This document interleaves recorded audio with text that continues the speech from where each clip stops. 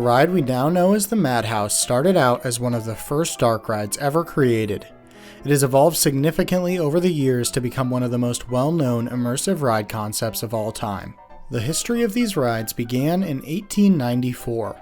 In that year, at the California Midwinter International Exposition, inventor Admiral Lake presented his newest invention, the illusion apparatus. The ride was likely the first ever fully immersive ride, taking riders completely away from the real world and introducing them to the world of the attraction. The ride was a simple swing with several bench seats attached, suspended from a pole in a seemingly normal room. As the ride would start to swing, the riders would soon be amazed as the square room around them would begin to spin as they swung. This was extremely disorienting and produced feelings like you're being inverted, among other disorienting feelings. The original illusion apparatus worked by having a small swing that could seat between 10 and 20 riders suspended from a pole in the middle of the ride. The swing pole had the ride's only lights suspended from it. These could be gas or electric. Around the swing was a square room that was decorated with furnishings you would expect to find in any normal room at the time, though later versions of this ride would replace the real props with paint to make the rides lighter and easier to transport. Outside of this room box sat a pulley system connected to the box. Electric motors existed at the time that this ride was designed, however they were still very expensive, and so Lake chose to make the ride human-powered, with one operator stationed inside pulling the ropes to make the swing itself move, and another on the outside responsible for rotating the box itself. These operators would often make themselves a part of the story in the early versions of these rides that featured them inside of it. The ride was a huge hit and traveled around the world to various expositions. In 1895, a German-built copy of the ride was produced, named Hexenschaukel. The ride debuted at the Oktoberfest that year, and to this day, the ride continues to occasionally exhibit there. That's right, this ride is one of the oldest surviving traveling rides of all time, coming into existence at a time when the carousel was still a novelty. It was certainly a thrilling ride for its time, and it can still be ridden today. This version of the ride featured a pentagon-shaped box instead of a square one to allow for a smaller overall size. Along with this, the ride does not use any real props. Instead, painting on the wall of the drum provides the illusion. Though this ride has been modified many times, the fact that it can still be ridden today is incredible, and I hope to experience it one day. An important feature of these rides in the early years was operator control. This continued even after newer versions of the ride ditched the direct operator power. The ride model became commonly known as the Haunted Swing from the early 1900s through the late 1990s. This incarnation of the ride saw electrical control of the ride itself, but with an operator still inputting controlled movements onto the ride. On the outside of all Haunted Swings is an indicator showing the orientation of the swing, so that operators can control the rotation of the showbox accordingly. These Haunted Swing rides usually do not feature many props, as most were designed to be transportable. Additionally, many of them do not have exterior walls hiding the showbox's rotation. Some examples of operating Haunted Swing rides from this era include Dutch Wonder House at Dutch Wonderland and Spuck House at Tanis Wonderland. Most of these older Haunted Swings were made in-house or by small manufacturers with little trackable history. The design would continue to evolve over the years, and in the 80s there was a small revival of the model when the newly formed Aero Hoos began offering an updated version of the ride. This version reportedly did not feature a swing for riders to sit on. Instead, riders would be sat on a stationary platform. This model suffered poor sales, and only 2 were known to have been produced. Neither ride lasted for very long, and both have since been demolished. Another made-in-house Haunted Swing opened in the 80s, this time at a small park in New Hampshire called Clark's Bears, with the ride being named Merlin's Mythical Mansion. The ride is a very well-themed Haunted Swing that would serve as inspiration for the revival of the ride in the next decade. The Haunted Swing had been a novel ride concept for 100 years by the 1990s. Many rides had been built, but most suffered from the same problem. They were nauseating and seen as cheap thrill rides. Management at Efteling Theme Park in the Netherlands believed that this concept could be so much more. Accordingly, they started work on the next generation Haunted Swing in collaboration with Vekoma. The new ride would be called the Madhouse, and the first installation of the ride would be Villa Volta at Efteling. Much like other rides at the park, this ride features an extensive amount of theming and a storyline. The ride was designed with seating for up to 80 people, instead of the usual 20 or so that a haunted swing could carry. The swing features minimalistic hydraulic lowering lap bars. The ride also ditched the noticeable central axle that cuts through the room on most haunted swings, replacing it with a hidden pendulum arm mounted on each side of the room and covered with theming. This theming would also hide the hydraulic pistons used to swing the ride. The drum or box would be a hexagon shape in order to conserve space and weight, while also providing enough flat space inside to make a convincing room.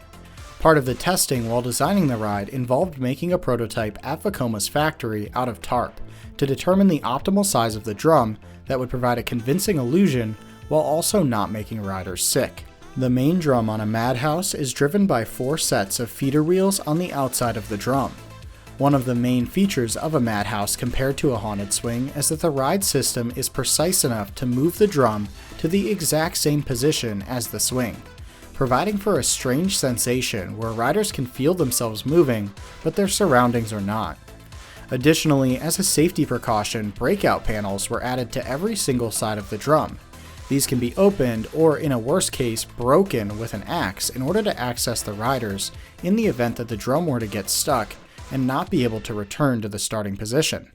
Vekoma thought of this though, and a wind-up cable is placed inside of the drum's mechanism, making it naturally want to return to the starting position in the event of a power failure. Accordingly, every Vekoma Madhouse actually has an axe in its maintenance area for this very situation if it were to occur, though according to Dark Ride Database, this has never had to be used to anyone's knowledge. If you'd like to learn more about Villa Volta, the Dark Ride Database has a ton more information on it that I did not cover here. Their 3-part series of articles on this ride type is linked in the description, and I highly recommend reading through it. It has been used as the main source for this video. The immediate success of Villa Volta drew a lot of attention from other parks. Reportedly, even Disney Imagineering explored the idea of adding one of these rides to their parks, though this never materialized. Vekoma also developed a smaller version of the Madhouse. As of 2025, there are many Madhouses still in operation, and the model is still being produced today. Some notable installations include a series of 3 rides bought by Premier Parks, Six Flags owner at the time, in 1999. All 3 of these rides featured the same theme to the illusionist Houdini. These rides were added to Six Flags Great Adventure, Six Flags New England, and Bellewaerde. All 3 of these rides still operate as of January 2025 when this video is being recorded. Some other examples include the Haunting at Drayton Manor, which is a smaller version of the ride seating only 40 riders, and opening alongside Villa Volta in 1996. Finally, the most recently opened Madhouse is Haunted House Monster Party at Legoland Windsor in the UK. These rides continue to be popular installations at many parks. Their relatively high capacity, with a small footprint, makes them a great option for many parks. Hopefully, with the increased focus on attractions that whole families can enjoy, as well as immersive attractions, we see a resurgence in the popularity of these rides. They could be a great fit at many parks that do not traditionally have dark rides, thanks to their small size and accessibility. One of the most widely known amusement rides is the classic teacup attraction. The teacups inspired many ride manufacturers to make their own versions with a twist. Grover C. Watkins and his company Watkins LLC manufactured a variation that can still be seen traveling around the world today. They called it the Hustler, and it was designed to be an easily transportable carnival ride. The first Hustlers were produced sometime in the 1960s. Not long after, a modified version of the Hustler was produced, but it was called the Tempest. The Tempest is almost identical to the Hustler, but it's tilted at a slight angle. The Tempest ride units also feature an umbrella over the seats. It was not long before the Hustler and the Tempest appeared at carnivals and permanent amusement parks. The Hustler features 4 large cylindrical ride units elevated and supported by 2 rotating sweeps. These 2 sweeps are supported by a third, larger 43-foot sweep that spins slowly. The center sweep is spun by a hydraulic motor which also turns a chain. This chain runs around the center sweep and spins the two smaller sweeps in the opposite direction. Unlike teacup rides, riders are unable to manually spin the ride units, and the amount of spinning riders get depends on the balancing. This has resulted in mixed ride experiences, with some riders reporting a forceful and intense experience while others think the ride is tame. The Tempest is the more popular of the two models, even though it's nearly identical to the Hustler. At the start of each ride cycle, riders board 2 ride units at a time through a door that is secured by a pin on the outside of each ride unit. Each ride unit can hold up to 11 riders at a time. Riders fasten their seatbelts and the entry door is closed. At this point, the ride operator begins the cycle and the hydraulic motor begins spinning slowly. The cars on the outside rotate freely depending on how the weight is balanced. At full speed, the main sweep makes a revolution once every 7 seconds or so. At this point, the cars are spinning fast or potentially practically sitting in place. One of the biggest design flaws is related to stopping the cars. Ride operators have to manually operate the older models, and this involves using a brake handle. If the ride operator applies the brake at the wrong time, it could snap the chains that are attached to the motor. This problem is fixed on newer versions of the ride model as they feature an automatic control system. Even with an automatic control system, ride operators still manually stop the spinning cars using a foot brake placed under each car. Ride operators also reportedly balance the cars in an effort to get them to spin faster. While a more intense ride sounds fun, for many the experience leaves them nauseated due to the intense spinning forces. Like many flat rides, each side has to be balanced properly to reduce wear and tear. This requirement was reinforced by the manufacturer in a bulletin discussing a different component of the ride. In 1993, a Hustler in Philadelphia was operating normally when 2 of the cars and 1 small sweep fell to the ground. The accident was caused by a broken spindle that was not noticed as it was not inspected. Investigators searched through documents pertaining to the maintenance of the ride and found a bulletin from 1978. A similar accident had occurred on a Tempest ride due to the failure of the same spindle. Watkins' bulletin stated that all ride spindles must be inspected using non-destructive testing, but it did not state the frequency of this testing. The owner of the Philadelphia Hustler ride said that the spindles were not easy to access, so they were not inspected at all. Investigators claim that the spindle collapse came from a fatigue fracture that was developing for quite some time. It's likely that it would have been discovered and the accident could have been avoided if proper inspections were followed. As of today, you can still find Tempest and Hustler rides traveling around the US and the world. The last 2 permanent installations operated at Coney Island in Cincinnati, Ohio, and Noble Park Funland in Kentucky. Both parks are now closed, and these rides can only be found traveling.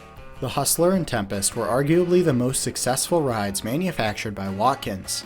Many of these rides still operate today, and other manufacturers have attempted to create their own versions. One of the most well-known of these is the Scat and Scat 2 by Highlight Rides, which is essentially a combination of a Tempest and a Roundup. Riders stand up against a panel, and each of the 2 cars spin on a tilted rotating arm, creating wild vertical and lateral forces. The Scat is still produced today according to Highlight Rides' website. Another variation is the Wisdom Ride Storm, which is practically a modern-day version of the Tempest. Riders sit in one of 4 cars, and these cars spin on a platform that holds a second car. This platform spins on one giant platform that rotates as well. Unlike the Tempest, the Storm uses over-the-shoulder harnesses to secure riders in place more effectively. The Storm appears to have been discontinued sometime around 2007. Even with the ride's over-the-shoulder restraints, one serious accident has taken place on a Wisdom Ride Storm. This occurred on September 29, 2023 at the Virginia State Fair. In this accident, a rider escaped from their restraints and was thrown from the ride into the surrounding ride area. The rider did survive this incident, but it's unclear of how they were ejected or how they escaped their restraints in the first place. The Hustler and Tempest continue to travel around the world and are part of many showmen's ride lineup. These rides are small, simple, and popular with riders, which makes it easy to understand why many of them still exist today. The ABC Rides Tourbillon promised to be an innovative new ride type that could take over both the park and fairground scene in much the same way the Top Spin did in the 90s. The prototype, made by Intamin subsidiary ABC Rides, was shown testing in early 2015. This video practically went viral at the time. and garnered attention from media all over the world. And this made a lot of sense. The design of the tourbillon is mesmerizing to watch. Unfortunately, 10 years after this prototype's debut, the tourbillon is now basically a dead product that only 3 have been built, and all 3 seemingly have closed. The ABC Ride's tourbillon is a giant gyroscope made into a thrill ride. The ride features 3 rings of reducing sizes, with the smallest ring featuring back-to-back rows of 12 seats for riders, giving the ride a capacity of 24 riders per cycle. Each seat features a hydraulic over-the-shoulder restraint with a locking seatbelt like what can be found on Intamin's Skyjump drop towers. Each reducing size ring features its own pair of electric motors that can spin on its own axis. This trio of rings is lowered to the loading position by a pair of lifting arms. This allows the ride to load and unload at ground level, but operate high above the ground. Once the ride is started, the lifting arms raise the entire ride to operating height. The trio of rings then begin to swing and invert on their own axis. Each ring is balanced, meaning that each ring can invert very easily. Once all rings are spinning, riders will be flipped and twisted multiple directions due to the movement of all the rings they're attached to. This can be disorienting for riders, but it does not provide as much force as other rides due to the lack of speed these elements are taken with.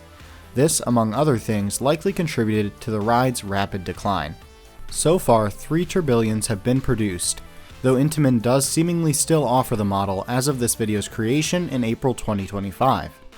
The first of these is the prototype ride that once went viral for its unique design. This ride would be sold to a showman in China who would debut the ride at a fair in Hong Kong. The ride would travel for several more years before seemingly disappearing in the last few years. This was the only traveling tourbillon produced, and it looked to run the fastest of all the tourbillons. In 2017, the legacy Six Flags chain would cash in on the ride's social media popularity by announcing 2 tourbillons for their parks. One ride would be called Cyborg Cyberspin and would open at Six Flags Great Adventure, and the other ride would be called Harley Quinn Spinsanity and would be placed at Six Flags Over Texas.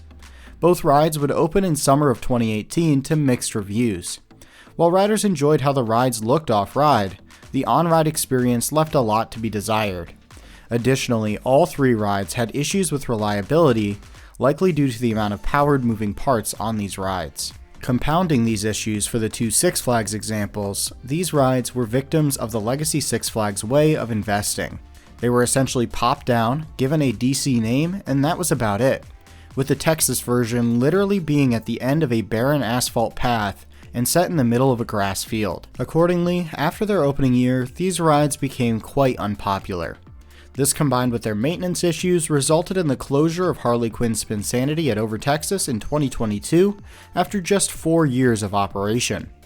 Cyborg at Great Adventure would live on, operating sporadically through 2024. At the end of 2024, the ride was removed and is currently listed as for sale. The traveling tourbillon has had much less information available. Despite my best efforts, I was unable to uncover anything on this ride from the last 4 years or so, with almost all mentions of the ride online disappearing after about 2018. I was also unable to find any information on the showman that bought this ride, other than them debuting the ride in 2016. Accordingly, it's possible that this ride does still operate. However, given the lack of information and the fate of the 2 later rides, I think it's a safe bet to say that this ride may have also closed. The tourbillon concept still lives on though through Chinese manufacturer Nanfeng. Sometime in the last 6 years or so, Nanfeng introduced their own version of the ride with a few modifications to make the ride a little cheaper and more reliable. Named the Gyroscope Legend, this ride does not feature the lifting arms found on the ABC Intamin version. Instead, it uses permanently mounted vertical arms with direct drive electric motors, somewhat like can be found on a Topspin. This ride also features more traditional over-the-shoulder restraints, with 2 additional seats compared to the ABC Intamin version. As the ride is incapable of lowering to the ground, the seats feature a floor for riders to walk along like on a Topspin. The ride station is elevated and features a pair of rotating staircases that can be swung out to meet the ride unit for loading and unloading. This design is quite different than the ABC Intamin design, but it does have some drawbacks. The bulkiness of this system means that the Nanfeng version cannot be made portable. Additionally, it would seem that while this version of the ride may be more reliable, the other problems with this ride type are likely still present, as there appears to have only been one of these rides sold. I have had the chance to ride both Tourbillons that were located in the United States before they closed. I never thought very highly of either ride. Both felt like you were just getting flipped around rather than experiencing any kind of forces. I think this was mainly due to the counterweight design of the ride, as each ring was balanced, so there was no speed or forces as you would invert and change directions. Additionally, the ride moved so rapidly that there was not much hang time either. Overall, it was not a bad ride from a ride experience perspective, but it really wasn't a good one either. I can understand why these rides were removed. However, there's no denying that these rides were visually impressive and truly had the potential to be the next big ride. Imagine combining a swinging pendulum ride with a carousel. Mondial did just that with their Swinger ride. The Swinger was inspired by a carousel but changes up the experience with free swinging pendulums. Also called the Fighter, only 2 were made in the late 1990s, and both continue to operate today. Riders board one of the 4 pendulums that are suspended from a rectangular overhang above. As the ride begins, the middle column raises the pendulums until they are around 10 feet above the loading platform. In addition, the seats begin to rotate. The center then starts spinning and the 4 pendulums swing outwards. To help control the swinging, each pendulum has a hydraulic cylinder that influences the swinging of the pendulum itself. The cylinder connects to the top of the pendulum arm and extends and retracts while the ride is in motion. Each pendulum also features 2 axes to make the swinging more exciting. 2 axes also make for a more unique ride experience than a standard swing ride, as no 2 rides are the same. Once the cycle reaches the conclusion, the center slows to a stop and the hydraulics retract inward. The center column drops down to begin unloading riders. Riders are restrained with a simple lap bar restraint that locks in only one position. The Swinger pendulums can swing up to 75 degrees, and at full height the ride can reach 43 feet or 13 meters tall, and each cycle can accommodate 40 riders at a time. The 2 swingers are located in Austria and the United States, but have a history of traveling and being sold multiple times. The first of the 2 currently operates at Prater in Vienna, under the name of Air Max. It traveled around Austria under the Rieger company from 1999 until 2004, when it was placed in long-term storage. In 2019, Prater refurbished and reopened the ride, where it still operates today. The second travels around the United States with Wade Shows. Wade Shows purchased it in 2009 from a ride owner in Europe. While the 2 Mondial Swingers that were produced were very popular at the venues they operate at, no more have been sold. This is likely due to their complexity. Wade Show's owner, Frank Shostak, said that the ride needs 4 trailers to transport, with one of those trailers being an oversized load. Wade Shows has made modifications to their Swinger to make transporting it more efficient, but these modifications have not been released in detail. Transportation is the most likely cause for Air Max's lack of traveling in the past, as it sat in storage with no buyer for over 15 years. Air Max at Prater is set up permanently, which eliminates this issue. Although only 2 Mondial Swingers were ever built, Chinese ride manufacturer Nanfong created what is essentially a permanent park version. Nanfong's version is called the Fashionable Flyer and debuted in the 2010s. This version is smaller than the Swinger at only 25 feet tall and offers what appears to be a tamer ride experience. While the Fashionable Flyer free swings, each pendulum follows a similar swinging pattern, without any forced movement. The center rotation does not appear to change speed during the cycle, resulting in a more consistent but less thrilling ride experience. The seats and restraints are slightly different, with a seatbelt that goes over the rider's shoulders and an improved padded lap bar featured on Nanfong's version. As of 2025, there are at least 4 installations, making it already more successful than the ride that inspired it. Nanfong also offers custom theming, as each of the installations are decorated differently, whereas the 2 Swingers are identical with their decor. The Fashionable Flyer is only available as a permanent model. Mondial may have had similar success with the Swinger if it was intended only for permanent parks and not for traveling shows. Even though only 2 Mondial Swingers were built, both continue to operate today. In the United States, the Fighter travels to fairgrounds with Wade Shows and is one of their premier attractions. In Austria, Air Max operates at Prater and does not travel. Prodder is a permanent fairground that sees rides come and go, but AirMax has found a permanent home for now.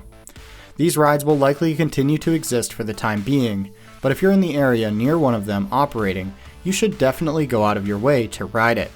Mondao created a unique experience that was meant to travel.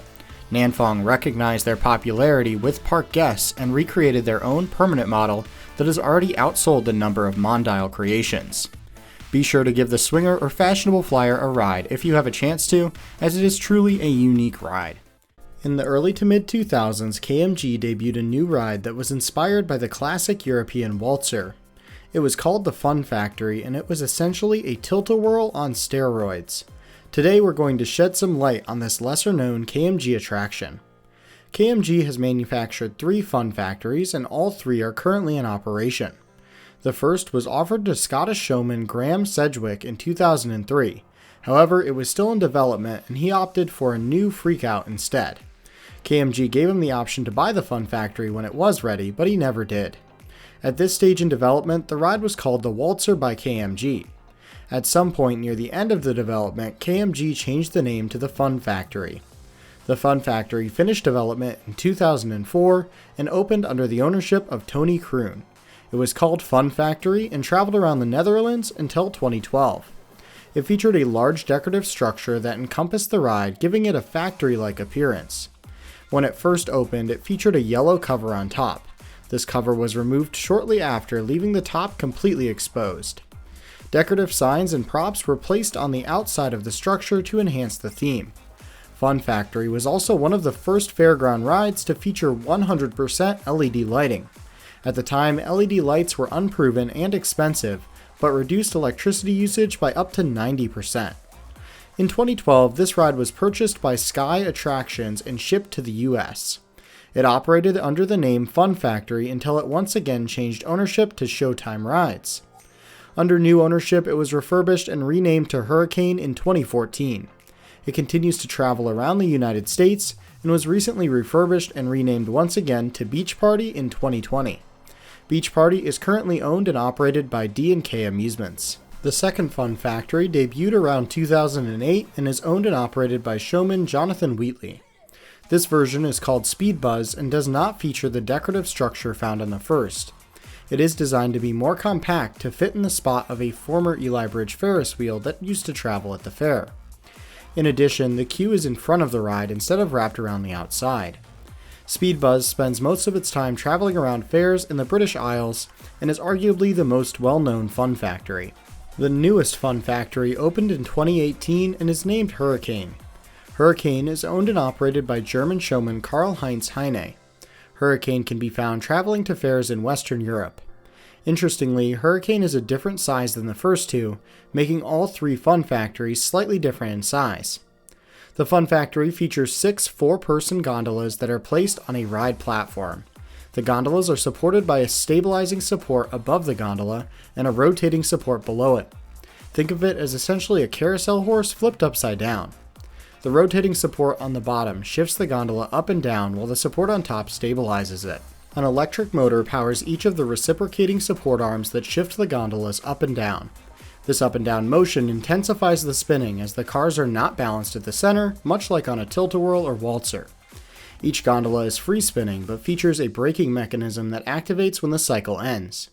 The center rotates at up to 18 revolutions per minute, creating a rather intense ride experience at that speed. Riders are restrained using lap bars, and each ride unit holds 4 riders, making for a capacity of 24 riders per cycle. The Beach Party features additional seatbelt restraints, which is most likely to make it ASTM compliant in the US. Even though Fun Factories are popular with guests and well liked by their owners, very few have been produced. This is likely due to the transport that requires 2 trailers rather than 1. The ride begins with the brakes unlocking and the center starting to spin. As the ride picks up speed, the electric motors activate and begin to shift the gondolas up and down. The gondolas begin to spin rapidly, exerting intense forces on the riders inside. Fun Factories can supposedly pull up to 5 Gs during the most intense spinning moments. When the ride comes to an end, the center slows down and the brakes on the gondolas engage to stop them from spinning. KMG still offers the Fun Factory for purchase. Fun factories remain popular with riders for their intense experience and uniqueness. If you stumble upon one of the 3 fun factories, be sure to give it a ride and see if KMG truly upgraded the experience of the Waltzer. Imagine combining a Hoos Condor and an Enterprise.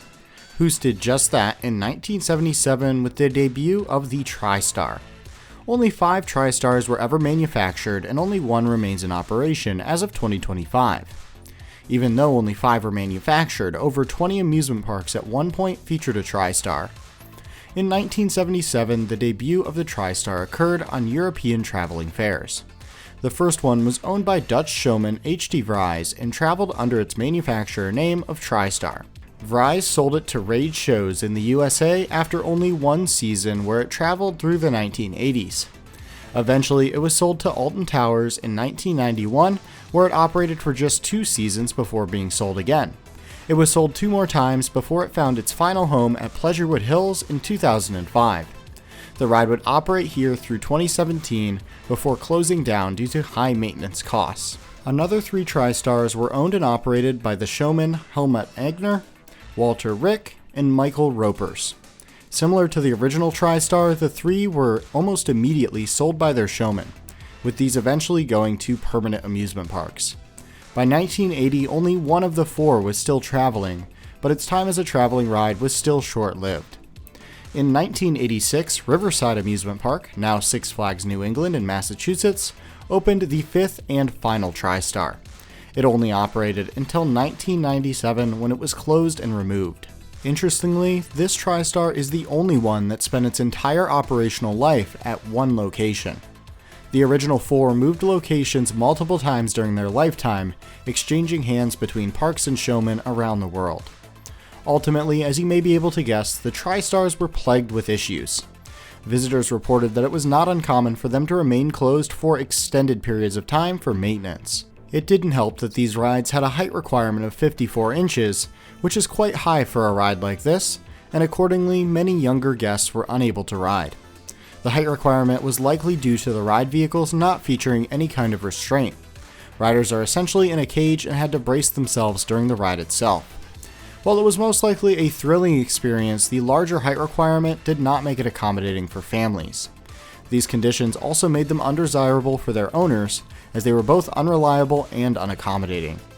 Since the TriStars were still in good condition and built for travel, previous park owners could easily sell them to another showman or park. Tide Traveler at Pleasurewood Hills, which was retired in 2017, was sold 7 separate times. As for the other TriStars, Walter Rick's TriStar moved between parks in the UK, and it last operated in the early 2000s at Dreamland in Belarus. Helmut's TriStar operated in the USA at Kennywood, Lagoon, and Idlewild before being sold to a park in Costa Rica in 2008. It last operated at that park in 2013.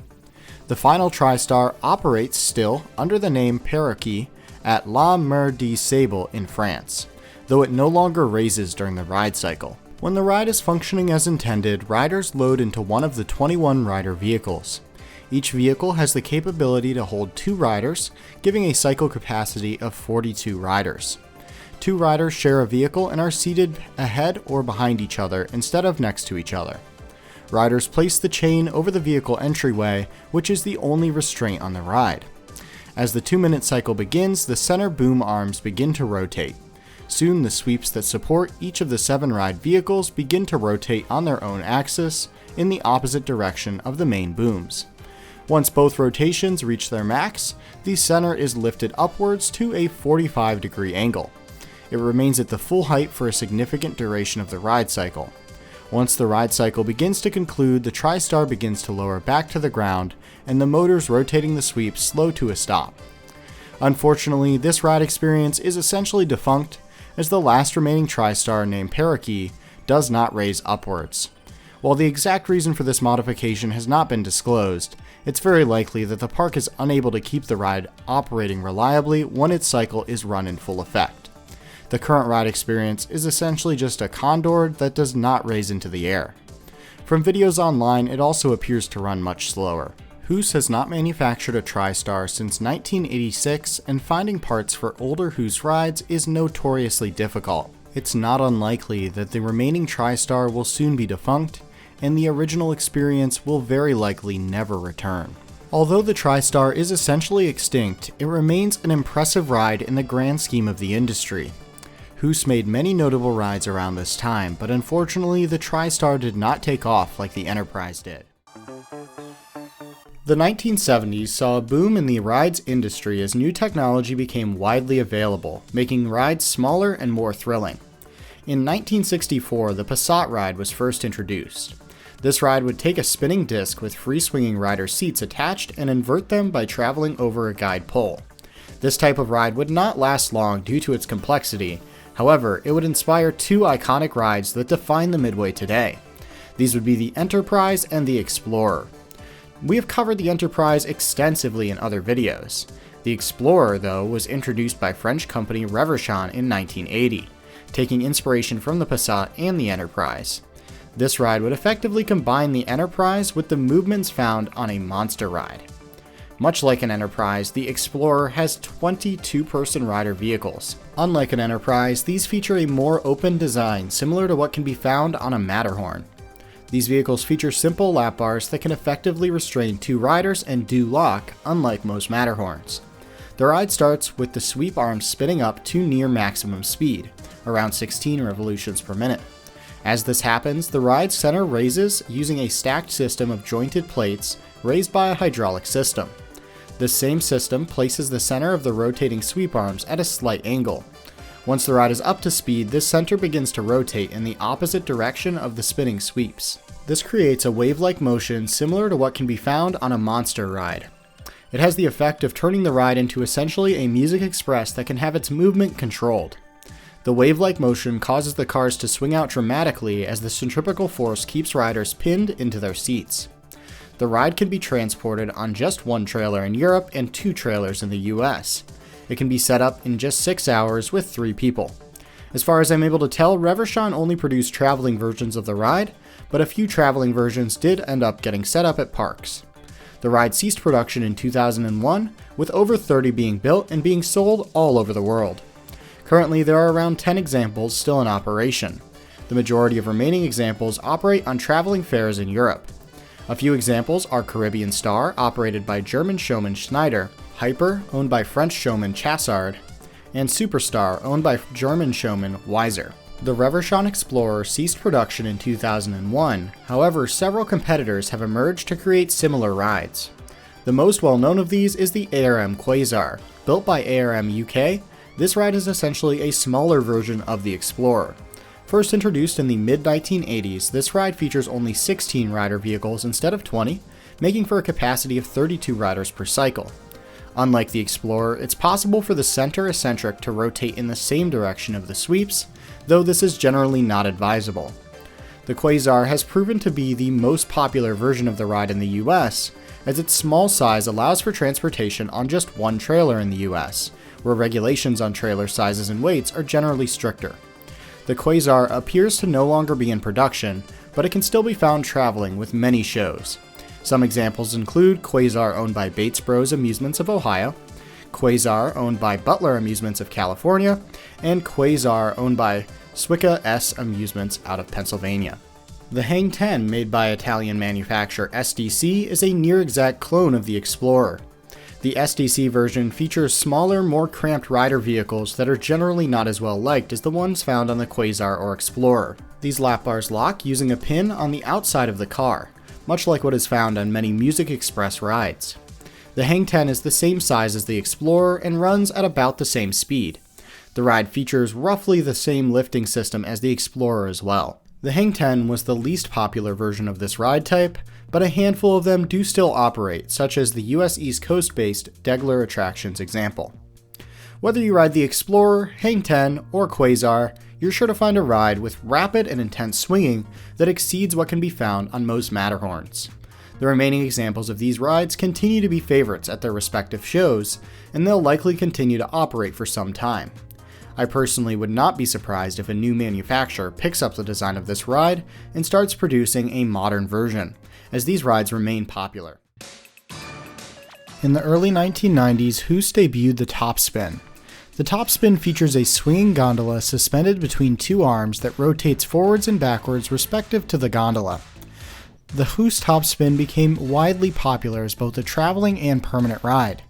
Zamperla recognized the top spin's popularity and sought to develop their own version. A few years after the debut of the top spin, Zamperla unveiled the RotoShake. Unfortunately, the RotoShakes were unreliable and were slowly removed throughout the years. The RotoShake features a large gondola mounted on an 82-foot rotating arm that spun sideways relative to the gondola. This rider vehicle accommodates up to 42 riders per cycle. At the beginning of the cycle, the gondola rotates, inverting riders upside down at first, then the arm rocks back and forth and eventually reaches its highest point, suspending riders just under 100 feet in the air. The gondola, which is now sitting upright, begins to flip once again, and the arm rotates downwards in the opposite direction, while the gondola continues to spin. The remainder of the cycle repeats this a few more times before slowing down and returning riders to the ground right side up. I personally can't imagine this ride experience being all that comfortable, as looking at it, it looks very slow and lackluster. The extended moments it spent dangling riders upside down probably resulted in some uncomfortable hang time. The first RotoShakes opened in 1995 at Six Flags America and Thrill Valley in Japan. Six Flags America's RotoShake was called Iron Eagle and was placed next to Pirate's Flight. It operated until 2005 when it was removed and replaced by a small stage. During its years of operation, it was reportedly unreliable and remained closed while the park worked with Zamperla to correct the issues. Despite all their efforts, it remained unreliable and was removed after only a decade. Two more RotoShakes opened in the United States, one at Knott's Berry Farm and one at Mall of America. Knott's Berry Farm opened Hammerhead in 1996. Unlike the other RotoShakes, Hammerhead featured water features at the base of the ride to support its theme. Unlike the top spins, these fountains did not interact with the ride and were merely decorative. These, along with other features, did make Hammerhead arguably the most beautiful RotoShake. Similar to Iron Eagle, Knott's Berry Farm struggled to keep the ride open reliably, and Hammerhead closed for good in 2003. Hammerhead was later relocated to Wonderland Park in the United Arab Emirates, but it closed permanently with the park in the mid-2010s. Mall of America's RotoShake opened as the Mighty Axe on March 20th, 1998. In 2008, it was renamed Tack Attack to coincide with the park's retheme from Knott's Camp Snoopy to Nickelodeon Universe.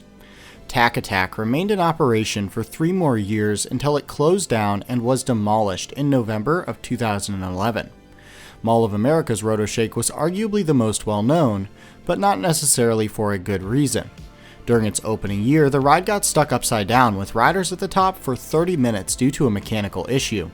This incident put a stain on the RotoShake's reputation, as it was widely reported and also displayed a major design flaw with the ride. During mechanical issues, it was possible for the gondola to get stuck at the highest position upside down.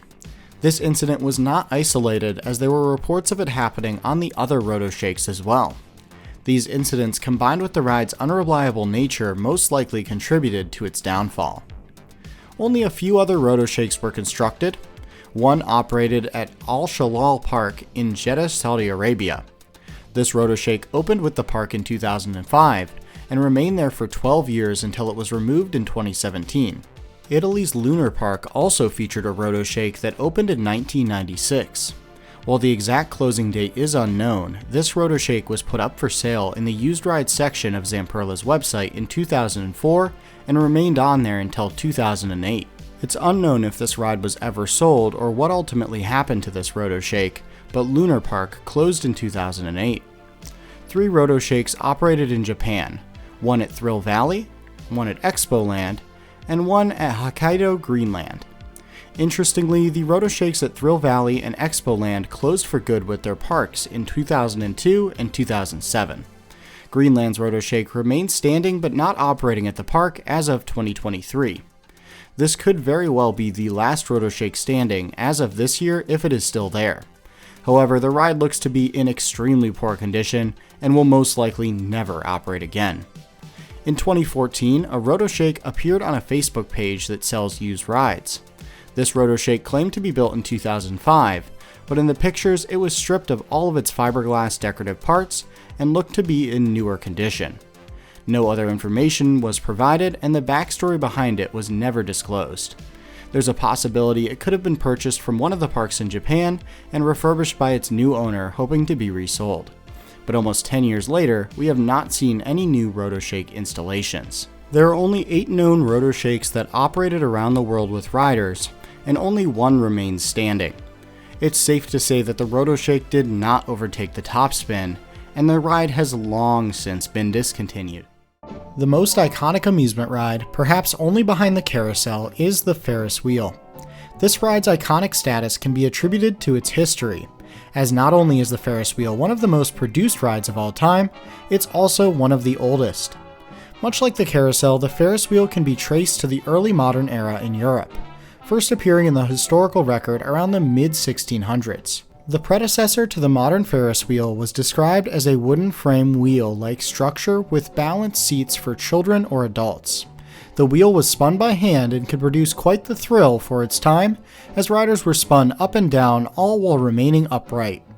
Different variations of this ride were created by early traveling showmen all over Europe and the Middle East, with a lot of the early history of the Ferris wheel matching that of the carousel. Primitive Ferris wheels are still very much produced today in some regions of the world due to their simplicity and potential to thrill. Much like early carousels, these simple rides could run slow to appeal to children, but were usually ran fast to appeal to adults, though the speed all depended on the strength of the operator, as these primitive Ferris wheels were all human-powered. These primitive Ferris wheels, commonly called pleasure wheels at the time, soon appeared all over Europe and European colonies wherever festivals were taking place. This slow growth continued through the 17 and early 1800s. In the mid to late 1800s, technology began to become mainstream that would allow for larger and more complex wheels. This included advancements in steel and other metal alloys, as well as advancements in propulsion such as steam engines. This technology allowed for these wheels to become much larger. This innovation came alongside the birth of the modern amusement park. In 1892, American inventor Summers created 3 different pleasure wheels that would go on to inspire the modern small-scale Ferris wheels we know today. These were about 50-foot tall wheels that were installed in Atlantic City, New Jersey, Coney Island, New York, and Asbury Park, New York, all seaside destinations of the time that would become home to many different amusement parks and attractions over the years. A few of these installations were double wheels with 2 identical rides right next to each other. In 1892, a civil engineer from Illinois named George Washington Gale Ferris Jr. took a ride on one of these wheels in Atlantic City. Little did anyone there know, this engineer was actively working on designing one of the most impressive amusement rides of all time. In 1893, Ferris unveiled his innovation at the Chicago World's Fair. This ride, known as Ferris's Wheel, was a marvel of engineering for the time, and it's still impressive today. Built as America's answer to the Eiffel Tower, this ride was massive. Standing at 264 feet or 80 meters tall, it was the first amusement ride ever made taller than 200 feet. The giant pleasure wheel would define the ride type that we now call Ferris wheels. This first Ferris wheel featured 36 fully enclosed passenger cars, each seating up to 40 riders with standing room for another 20. At full capacity, the wheel could hold 2,160 people at a time, an insanely high capacity. The Ferris wheel featured a large 71-ton, 45-foot-long axle that at the time was the largest metal hollow object ever forged. A spiderweb of iron spokes led outwards from the center to the main ring. The entire ride was powered by twin 1,000 horsepower steam engines. The boilers for these steam engines were located underground. The total ride time for the attraction was around 20 minutes. This included 2 total revolutions, with one having frequent stops to load and unload, and 1 complete rotation without stopping. Tickets for the ride cost 50 cents at the time, or about $18 today, and the ride was so popular that it paid off its massive construction cost of $385,000, about $13 million today, within the duration of the World's Fair. After the fair, the Ferris wheel was sold and reopened in the Lincoln Park neighborhood of Chicago in 1895. The wheel received many complaints from neighbors as Lincoln Park was a wealthier area in Chicago, which caused it to be taken down in 1903 and relocated to the 1904 St. Louis World's Fair. The ride operated at the fair and once again was a big hit. After the fair, a new buyer could not be found and the ride was scrapped. This may have been due to the difficulty in relocating the wheel. The attraction required extensive foundation work to be completed, along with needing several train cars to be transported. Though the original Ferris wheel is long gone, its design went on to inspire an entire class of rides that are still being built today. Ferris would die in 1896 and would not patent his design or produce any more wheels. This had the effect of making the idea freely available for anyone to copy, and shortly after, giant Ferris wheels started to pop up everywhere.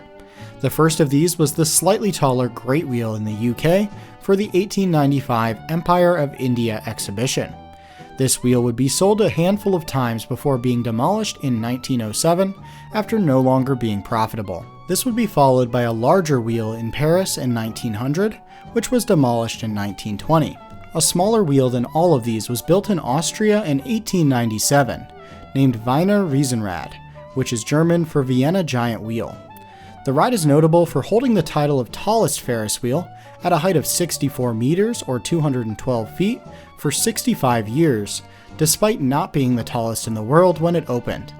The ride is actually still in operation and remains the only Ferris wheel from this early era that you can still ride today. It can be found just outside of Vienna as part of the popular Prater Permanent Fairground. The ride is also notable for using tensioned steel cables as spokes.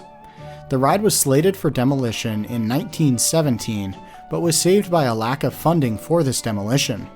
The ride has seen some modifications though. The ride was severely damaged in World War II, and this caused it to be repaired with only 15 working cabins instead of the original 30. It is truly remarkable that this ride has survived as long as it has, and it can still be enjoyed today. The original massive Ferris wheels of the late 18 and early 1900s were going out of style by the 1920s, with another record breaker not opening until the 1980s. However, the smallest Ferris wheel seen was just getting off the ground. At that 1893 World's Fair, a bridge builder was enamored with the design of the Ferris wheel. He decided that he could create his own design out of steel and make it transportable enough that it could operate at any fair, not just the massive World's Fairs. That bridge builder owned a company called Eli Bridge, who would produce their first amusement ride, the Big Eli Wheel, in 1900. The ride was a massive hit, and the original example can still be ridden outside of the Eli Bridge factory in Jacksonville, Illinois today. The ride model would be named the Big Eli, and many more Big Eli wheels would be produced. In fact, the ride can still be purchased today. The Big Eli has become the de facto fairground Ferris wheel even into the 21st century. The ride's sales propelled the Eli Bridge Company forward, allowing them to later create classic rides such as the Scrambler. Other companies soon followed, creating their own small and mid-sized versions of the ride. In fact, many new companies still enter this market today, with this version of the ride being by far the most popular. With that being said, it's not possible to list every Ferris wheel manufacturer that has made small and mid-sized wheels for fairgrounds and amusement parks, but a few of the more popular ones are Chance Rides, which has produced hundreds of wheels for locations all over the world, from amusement parks to shopping malls, with one example of their wheels being Americana Wheel at King's Dominion. The Fabry Group, which has produced the world's largest fully enclosed Ferris wheel, which is 57 meters or 190 feet tall and is located in Turkmenistan. Basink, who has made many modern European traveling wheels. Schwarzkopf, who has produced several large-scale permanent and traveling wheels, with one of their best-known examples being the traveling giant wheel located at Cedar Point. Intamin, who produced double and triple Ferris wheels, which we'll talk about more in a moment. And Vekoma, who has produced many different park wheels over the years. So many wheels that they produce their own subsidiary named Dutch Wheels that exclusively produces these rides for the company.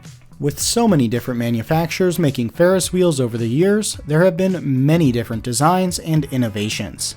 Some of these updated takes on the Ferris wheel design include the hubless wheel. This design features no center. These rides come in two designs. One features the entire wheel turning like a normal Ferris wheel, with the entire ride being supported at the base, and another with the riders' cars having electric motors that drive themselves around the outside of the wheel. This second design has the advantage of making it possible for the ride to have non-circular designs. The largest hubless wheel Ferris wheel is the Big O at Tokyo Dome City. This ride is also notable for having the Thunder Dolphin roller coaster pass through it. Another unique type of Ferris wheel is the eccentric wheel. This design features normal Ferris wheel cabins as well as special cabins that ride on a track inside of the wheel, much like that of a roller coaster. As the wheel turns, these cabins swing back and forth, providing a more thrilling ride. The first ride like this was Dino's Wonder Wheel, located near Coney Island, New York. This ride has been in operation since 1920 and can still be experienced today. Mickey's Fun Wheel at Disney's California Adventure is a near clone of Wonder Wheel and is the only other eccentric Ferris wheel in operation currently. Chance Rides has also had some fun with the Ferris wheel concept over the years, creating quite a few rides based on the design.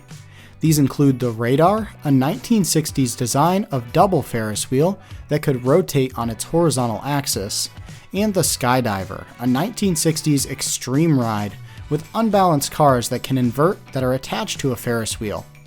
The Sky Wheel is an interesting older take on the double Ferris wheel concept.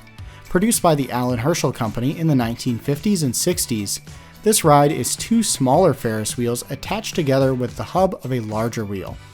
These rides stand at 90 feet or 21 meters tall and were designed to be portable.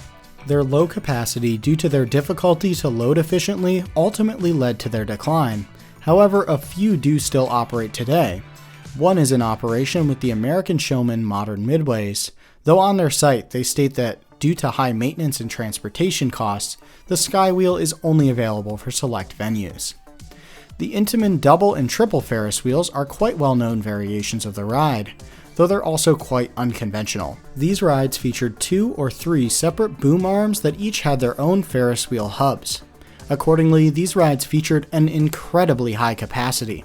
These rides were produced from the late 1960s into the early 1980s.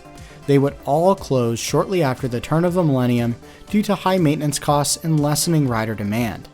There were only 2 triple Ferris wheels ever produced, and both were at the Marriott's Great America parks, one in Illinois and one in California. Though the design of the Ferris wheel is well over 100 years old, new rides are still being produced today, and innovation is ongoing in this space, with new manufacturers popping up all of the time, and the record for the largest wheel still being contested every few years today. The Chinese company Sameco from Shanghai has produced some of the largest wheels on the Asian continent. This includes the Star of Nanqing, which was once the largest in the world when it opened in 2006, standing at 160 meters or 525 feet tall. This record was then broken in 2008 by the Singapore Flyer, made by Mitsubishi and standing at 165 meters or 541 feet. This record was broken in 2014 by the High Roller in Las Vegas, which stands at 167 meters or 550 feet and was made by ARP Engineering, who also did a lot of design work for the Singapore Flyer. It should also be noted that large Ferris wheels are treated more like one-off mega projects rather than as regular production rides. This is also the case for the current world's tallest Ferris wheel, in Dubai, or Eye of Dubai, standing at an incredible 250 meters or 820 feet. This project was completed by several engineering firms and Hyundai. The impressive height makes this ride the tallest amusement ride on Earth currently, and it's going to be a hard record to beat. From its humble beginnings as a fun pastime at Renaissance-era fairs to the modern marvels of structural engineering that exists today, the Ferris wheel has become an iconic amusement ride that many associate with fond memories. The ride type has truly stood the test of time and continues to be popular today. With all the Ferris wheels still in operation and being built, there are plenty of chances to ride this iconic ride. What is your favorite Ferris wheel of all time? The Chance Ride Skydiver is a Ferris wheel turned extreme. This traveling ride debuted in 1965 and was produced all the way through 1988. The Chance Ride Skydiver is based on the design of a Ferris wheel. The main wheel stands at 60 feet or 18 meters tall and can rotate at about the same speed as an average Ferris wheel. The thrill of the ride comes from the configuration of the rider vehicles. Instead of having balanced gondolas attached to a rotating arm like on a Ferris wheel, the Skydiver opts to install small, two-person cars mounted directly to the ends of the wheel. These cars feature a steering wheel that riders can use to try and control the rotation of their car. I say try, as some riders have reported that this wheel can be very hard to control, resulting in the car spinning wildly. Being an early inverting ride, the Skydiver was created before the design of the over-the-shoulder restraint. This means that riders are inside of a cage similar to that of a Chance Ride's toboggan roller coaster, with a single lap bar in front of them and attached to the cage. As each car can seat up to 2 riders, this can result in an uncomfortable ride. Much like the Chance Zipper, the free motion available to riders in the cage with this restraint setup has resulted in most owners requiring that no single riders be allowed to ride. Many riders have also reported that the rider vehicles can feel top-heavy, resulting in the ride being inverted more often than not, resulting in painful hang time as riders are thrown into the roof of their ride and into their lap bar. The Skydiver features 16 of these two-person cars, resulting in a respectable 32 riders per cycle. The Skydiver does feature a few drawbacks that have resulted in the Chance Zipper becoming the preferred ride in this category as time has gone on. The first of these is that it requires 2 trailers to transport in the US compared to the single trailer for the Zipper. It also takes up more space than the Zipper. A problem shared between the Skydiver and the Zipper is its loading process. The ride is only able to load up to 3 cars at a time, but due to simplicity, most operators choose to only load 1 at a time. The difficulty loading is exacerbated by the ride's design. Unlike the Zipper, which has cars that naturally sit upright due to their center of gravity, the Skydiver's cars will easily flip while loading and unloading. This can result in them needing to be braced. In general, Skydivers feature manual controls and have cycle times between 3 and 5 minutes. They can run both clockwise and counterclockwise. This cycle time does not take into account the amount of time spent sitting on the ride waiting for it to be unloaded. The rider control offered on these rides has made them a fan favorite among many riders. At the time of the Skydiver being introduced, it was one of the only rides to make use of this concept, and it certainly was the most thrilling ride of this type. Newer rides like the Gerstlauer Skyroller and Skyfly have taken this concept into the modern day, but many still have a soft spot for the Skydiver. The ride has become less and less common over the years, with many now seeing the ride as rare. All Skydivers are traveling models, but a few have been set up at parks, such as the one at Lakemont Park, which is currently standing but not operating. A handful of Skydivers still travel around the US fairground scene, with showmen such as Smokey's Greater Shows and Kissel Entertainment. There have been no notable accidents on Chance Skydivers, besides many riders walking away feeling sick. However, in May 2018, a Skydiver owned by Powers & Thomas Midway Entertainment, set up in New York, was hit by a minor tornado, causing it to fall over, breaking the steel cables that anchored it to the ground, and it hit several other structures set up nearby. The fair was closed at the time and no one was injured. However, the historic Skydiver was unable to be restored and was cut up for scrap. Unfortunately, the ride had just recently underwent a major overhaul that saw it upgraded with LED lights. The Skydiver remains popular, though increasingly rare at fairs around the United States. It sits in the shadow of the ever-popular Zipper, as one of those rides that just doesn't feel quite right when looking at it. Though some scoff at the crude ride and call it unsafe, others feel it's one of the best rides ever created. The Höchst Troika is a classic amusement ride that still has a place at many amusement parks today.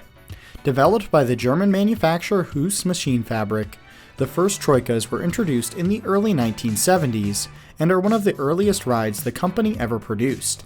The name Troika comes from the Russian word for 3, referring to the ride's 3 arms. Accordingly, the ride has a 3-arm design, each arm of the Troika supporting a rotating hub outfitted with 7 gondolas, accommodating up to 42 riders per cycle. During operation, each arm lifts to about 40 degrees while the gondolas spin outwards in a wave-like motion, creating a dynamic yet gentle ride experience. Each arm rotates in a clockwise direction while the gondolas rotate counterclockwise. The earliest recorded installation was at OK Coral Theme Park in France. It opened in 1970 and still operates today in its original location. One of the earliest installations in the United States was at Kings Island in 1975. Now, 5 decades later, that same ride is still in operation and remains a favorite among park visitors. As of 2025, there are 12 Troikas or Troika variants operating in the US. Hoos originally designed the Troika as a traveling fairground attraction, but its mechanical complexity and large footprint made it a challenge to move regularly. In addition, it takes 3 trailers to transport in the US, making it undesirable for most showmen, especially in the US, which has stricter travel regulations. As a result, it gained more popularity in permanent amusement parks rather than on the fair circuit. In Europe, the ride originally thrived in both traveling shows and amusement parks, but by the year 2000, most Troikas had been permanently installed or completely retired and scrapped. As of 2025, only 6 Hoos Troikas were still in operation across Europe. The last known traveling Troika on the continent was a German unit named Dancing Queen, which remained on the road until 2016.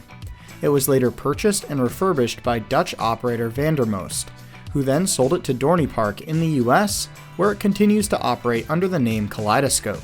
Kaleidoscope was one of 3 Troikas to open in 2017 in the US after Cedar Fair, now Six Flags, purchased multiple refurbished flat rides to relocate to their parks. Even though Hoos discontinued the Troika in 2003, Troikas continue to be a fan favorite attraction. With the model no longer being in production, many of these rides have had to be maintained through the use of salvaged parts from decommissioned units. Hoos must be aware of the ride's popularity though, as in 2023, they announced the return of the Troika. The Troika 2G is a more modern take on the original ride. The 2G is customizable with decorative theming parks can add to. Hoos is attempting to capitalize on the trend of parks putting a larger emphasis on theming and storytelling rather than on the ride experience alone. Outside of the cosmetic differences, there's not many differences between the 2G and the original, other than some tech upgrades. The 2G comes in permanent installations and features updated ride vehicles with more room, comfier seating, and a new lap bar design. As of this video's creation, no parks have purchased the 2G, but hopefully we'll see an installation soon. Hoos also introduced a smaller version known as the Airboat around the year 2000. While it shares the Troika's 3-arm layout, the Airboat has only 4 gondolas per arm, giving it a maximum capacity of 24 riders. Its lifting system is also different. The entire arm lifts as one solid unit, unlike the Troika where only the outer portion elevates on its own. The Airboat is only available as a permanent model, and unlike its predecessor, it is still in production today. Hoos also created other similar rides such as the TriStar, which has already been covered in the series. Several other companies attempted to replicate or modify the Troika concept. In 1973, the British firm Bennett's developed their own version of the ride, but it failed to catch on and only 2 were built. In 1975, the French manufacturer UFO introduced the Turbojet, which was nearly identical to the Troika, but featured suspended gondolas that allowed for swinging motion. Some versions had 5 or 6 gondolas per arm. Examples of these rides remained in operation in France until around 2010. In the early 1980s, the Scorpion ride was introduced by the British company Tivoli Enterprises.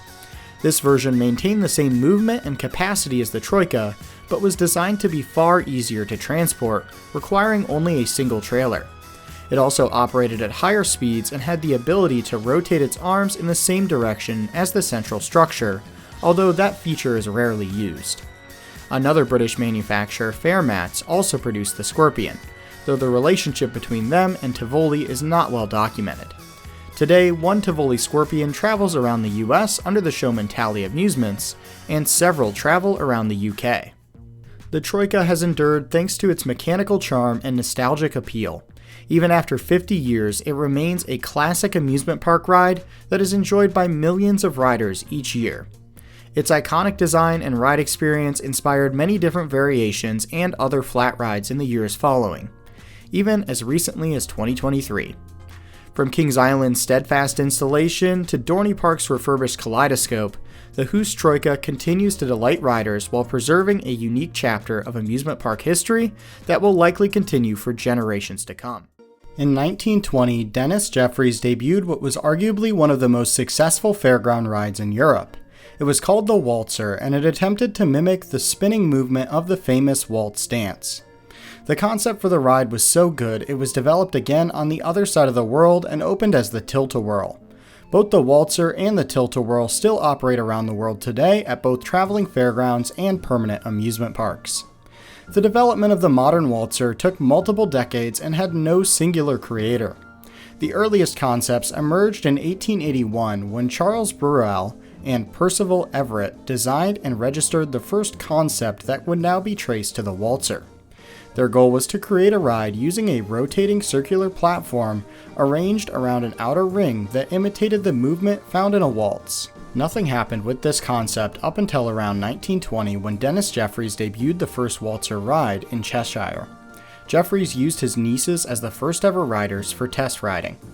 At the same time, Herbert and Thomas Jackson looked into perfecting the ride design with their newly found amusement park company. The brothers created the Waltzing Dolls ride, which was a simpler concept, and renamed their company to the Waltzo Company, with the intentions to manufacture this new ride design. Jackson's Waltzer would inspire yet another ride model made by Charles Thurston and R.J. Lincoln, which debuted in 1933. Lincoln's company produced 13 Waltzers in the following years. Parallelly, in the United States, Herbert Sellner introduced the Tilt-A-Whirl at the 1926 Minnesota State Fair. The Tilt-A-Whirl was an instant success, and Sellner immediately received too many orders to keep up with. Back in Europe, George Maxwell saw the success of the Tilt-A-Whirl and imported a German fairground ride called Noah's Ark, which helped inspire his design for a waltzer in 1930. A Noah's Ark ride is essentially a waltzer that does not allow the cars itself to spin. The cars rock up and down but remain in place as the ride operates. At the time, it was a new type of ride, but the design became significantly more popular when Maxwell modified the ride vehicles to spin and transformed the ride into what we would now know as a modern waltzer. Maxwell sold 52 of these rides, which is more than any other manufacturer to this day. It was not until 1949 when the Jackson brothers produced their first installation, but at this point other manufacturers had produced and perfected their own original design. A waltzer features a similar ride experience to a Tilt-A-Whirl. The ride features multiple cars that rotate around a central point. As they revolve, the ride's own surface moves up and down, which causes the cars to spin on their own axis. On older models, each car sits on a circular track that supports the extra weight of the riders. Newer models feature a centralized pivot point and do not have a circular track. They feature a larger support that the cars themselves spin on, and the riders are essentially floating. Modern waltzers also feature a more complex braking system that stops all of the cars in place when there are potential issues with the ride and it's stopped. Early designs featured brakes on each individual car that unlocked the wheels when the lap bar was pulled down. During the ride, it's common practice for ride operators to stand in the ride area and spin the cars faster to provide a more intense experience. This is a waltzer exclusive, and there are no known examples of this happening on any Tilt-A-Whirls. While most of the early waltzers featured 10 cars, most modern designs feature 9. However, 11-car waltzers have also been produced. Waltzers also used to have a gangway where the next group of riders could wait, but this seems to no longer be permitted at British fairs due to safety reasons. Waltzers are popular traveling fair rides and are less common at permanent theme parks. Despite their long history, quite a few waltzers still operate today. A majority of them can be found traveling around the United Kingdom to different fairs. Alton Towers even operated a Fair Trade Services waltzer for the 2021 season that was loaned to them by the showman. After COVID, many showmen struggled to rent out their rides, which led to Alton Towers featuring 3 fairground rides for the 2021 season. One of the most notable installations of a waltzer is at Blackpool Central Pier. In 2020, the original Maxwell version of this ride caught fire after operating at the park for over 20 years. Later that year, it was replaced by a different Maxwell waltzer called Spin-A-Disc that still operates today. Interestingly enough, another waltzer operates at South Pier under the name Hellraiser just 1 mile away. We discussed how the waltzer and the Tilt-A-Whirl were similar, but how much were they truly related? 6 years after the first riders took a spin on a ride that we can now trace to being called a waltzer, the Tilt-A-Whirl opened in the US. Despite their near identical ride experience, the two rides were thought up and developed completely independently. The concept was simply so good that it was invented twice on different sides of the world. Both the Tilt-A-Whirl and the waltzer have existed on different continents for the last 100 years and feature design choices that reflect one another. For example, the modern Tilt-A-Whirl car offered by Larson is very similar to those that are currently found on waltzers. While they are similar, these rides are not identical. The waltzer is generally seen as more of an experience than a ride, with more effects such as music and flashing lights. Traditionally, the ride operators on the waltzer will spin the cars to enhance the ride experience. Whereas on the Tilt-A-Whirl, it's seen as more of a standalone ride and usually features slightly steeper hills than on a waltzer. KMG got in on the action by producing the Fun Factory, a modern take on the classic waltzer. Fun Factories mimic the free-spinning nature found on the waltzer, but it uses a different method to rotate each car. Instead of featuring cars that revolve around a circular platform that rotates back and forth, Fun Factories are mounted to a rotational arm that rocks each car up and down. These arms rotate with the ride in a circular motion and spin the cars rapidly.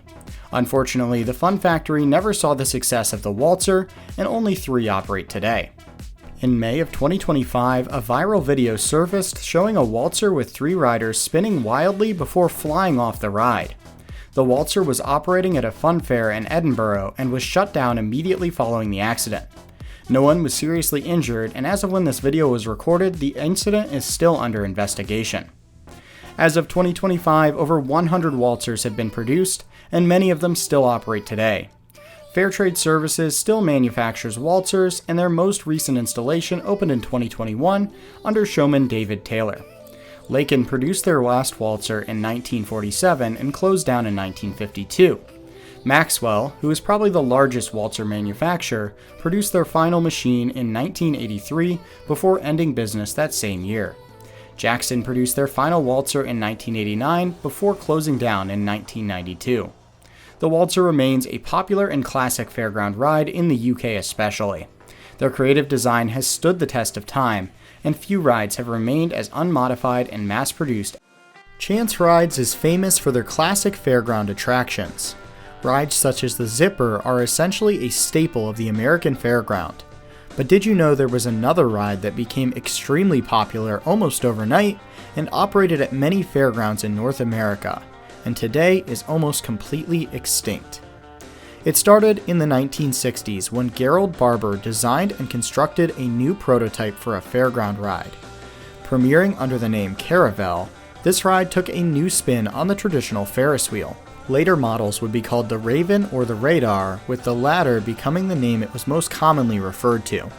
The Radar was essentially 2 Ferris wheels that rotated on horizontal and vertical axes that spun in opposite directions. Each wheel featured 10 seats, and it was reportedly possible to seat 4 adult riders in one seat. 2 Ravens and 3 Radars were constructed, but none of them operate as of 2025. A few years after the debut of the Radar, Chance Rides collaborated with Barber to improve it and make it more thrilling. In 1970, the 2 debuted the Turbo, which became an instant hit for its time. The Turbo replaced the Ferris wheel-like seats of the Radar with circular cages that could hold 2 to 3 riders. Similar to the Radar, the vertical and horizontal rotations were in different directions, causing the circular cages to flip. In addition, the cages are mounted at a slight angle to amplify the flipping further, as they are off-axis. The random and spontaneous nature of the flipping created a unique ride experience, ensuring that no 2 rides were alike. The restraints were minimal, with only a cage and a grab bar to secure riders, somewhat similar to what can be found on Chance's modern Zipper. 23 turbos were manufactured between 1970 and 1976 before production ceased. Showman Rick Reithoffer, TPA Shows, and North American Midway Entertainment all owned and operated a turbo at one point. The turbos had a heavy presence at North American fairgrounds, but slowly disappeared by the 1990s. Despite the turbo's popularity, it was reportedly a maintenance headache.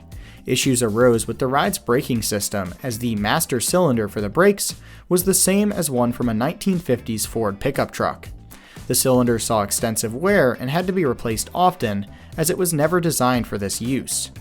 In addition, the brakes were manually controlled by releasing the go button, making it a challenge for ride operators to properly align the cars with the platform, resulting in further wear and tear as well as slowdowns in operation.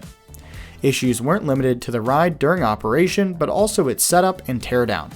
While it only took 2 people approximately 6 hours to set up, operators had to be very cautious when raising each of the support beams to prevent the ride from tipping over.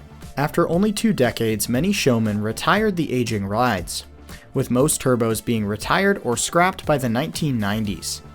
In the early 2010s, Australian showman David Burton worked with the engineer Josh Darker to refurbish a turbo. This was one of the earliest turbos, originally opening with Chas Holiday, but transferring ownership to Bob Cooper, Spring Lake Amusements, and Funtastic Shows before it was sold to TPA Shows. At some point in the mid-90s, this turbo was partially destroyed in a shipping accident. The freight company loaded it incorrectly with parts of it stacked way too high. During transport, it struck a bridge and damaged multiple ride cars and the ride sign. The refurbishment came with many challenges, such as replacing the 1970s era hydraulic systems with modern ones and finding new ride cars to replace the damaged ones. David salvaged cars from another turbo that was in storage at Pennsylvania's Conneaut Lake Park. Their years of hard work paid off, and the refurbishment was completed in 2017. Unfortunately, it never traveled following the refurbishment as it was deemed not ready for riders. The turbo fell to the back burner over time, and other projects took priority. Operating a turbo was not financially viable for the owners due to the high costs of further refurbishment and the use of 2 trailers during transport. It was put up for sale but seemingly never sold, and ultimately remains in storage as of today. Even though the turbo is essentially extinct, other rides offer a similar ride experience and may have been inspired by the turbo, Chance's own Zipper being a noteworthy comparison. It features ride cages much like the turbo and an intense out-of-control feeling ride experience that hurdles its cars towards the ground. Although it only rotates vertically, the Zipper can still be found at many North American fairs today and actually just re-entered production. Chance's own Skydiver is another fairground classic that offers a similar ride experience. It acts like a Ferris wheel similar to the turbo, but each car can rotate horizontally. As the wheel spins, the cars rotate back and forth, inverting depending on the balance of the car. While it's not as common as the Zipper, it still operates at a few North American fairgrounds. The turbo was once a fairground classic that sadly did not age well over time. It was described as one of the scariest and most intense fairground rides of all time, and even though there are still turbos in storage with attempts of refurbishment, it's unlikely that any of the original 23 turbos will ever operate again, especially with public riders. The Jinma Rides Lobster Armor is one of the most unique rides yet created by Jinma Rides, a company known for lacking unique ride types. Its design is notable for featuring several cost-saving measures while not compromising on safety or ride experience. The ride is designed to look like a mechanical lobster, and this theme is completed both by painting on the ride itself and by a few fiberglass props. The ride itself consists of a central column that rotates with 2 sweep arms with claws attached. The central column stands at 6.5 meters or 21 feet tall, and each claw can reach up to 3.4 meters or 11 feet off the ground, with the ride overall being much shorter and smaller than most thrill-focused flat rides. The claws each feature rows of 4 seats with riders seated back to back, for a total of 8 seats per claw with a maximum capacity per cycle of 16 riders. Each seat features Jinma's standard over-the-shoulder vest-style restraint, which are said to be quite comfortable. The ride experience starts with the lobster claws being lifted to about a 45-degree angle by a hydraulic located on the center column. The center column then begins to rotate, propelling the claws at up to 4.5 meters per second. While this happens, electric motors can be engaged at the base of the claws that flip the rider's seats head over heels. This leads to a disorienting ride experience as riders are flung around the circumference of the ride while flipping. The Jinma Rides Lobster Armor was unveiled at an attractions expo in Zhongshan in October of 2024. Accordingly, the ride is too new, at least at the time of this video's creation, in March 2025, to know if any have been sold. The ride was a hit at the expo and gathered a lot of attention from both Chinese and Western enthusiasts. The Lobster armor is designed to be both permanent and transportable, setting the ride up to perform well as China's traveling ride market continues to grow. The Lobster armor currently comes in only one theme, but it can likely be customized by the buyer on request. The ride features an extensive lighting package that uses LED lights. This even includes moving lights near the Lobster's head. These lights can be set to all come on at once when the ride is cycled, or they can be turned on all of the time. The Lobster armor is an interesting new ride that has a lot of pros. It features a simple lifting design that uses hydraulic solenoids to lift each claw rather than lifting the entire center column like most spinning flat rides. This cost-saving measure aids both the profitability and the portability of the ride, while also enhancing the ride experience by placing riders on a tilt as they whirl around the ride. Undoubtedly, this is one of the most cost-effective high-thrill rides on the market today, at least that is actually safe. It will be interesting to watch this ride model over the next few years and see if it takes off. To an American, there are a few rides as classic as the Tilt-A-Whirl. This fairground and amusement park classic has defined American summers for nearly 100 years. The ride has had an immeasurable impact on the modern amusement ride industry, but its history traces back to the small town of Faribault, Minnesota. In 1887, Herbert Sellner was born into a family of cabinet makers. For those of you familiar with the history of the carousel, this is a very similar start to another legend in the industry from the time, the creator of the modern carousel, Gustav Denzel. Like Denzel, Herbert Sellner had originally focused on expanding his family business, spending the 1910s creating wood products like tables, lamps, and cabinets. The Roaring '20s saw Sellner realize the potential of the leisure market. He would step into this industry by producing an early predecessor to the modern water slide, as well as a water swing in 1923. This was at a time when there were really not any big rides outside of carousels, especially in this part of the United States. Sellner's creativity would be shown once again with the introduction of the Tilt-A-Whirl in 1926. This ride would be featured at the Minnesota State Fair, still a well-known fair for ride innovation today. The Tilt-A-Whirl became an instant hit. After the fair, Sellner saw orders for Tilt-A-Whirls pour in from all over the world. Sellner was still a very small company at this time, and so the first 17 rides were built out of Herbert Sellner's own house. By 1927, he had purchased a factory so he could keep up with demand. The first revision of the ride came in 1928.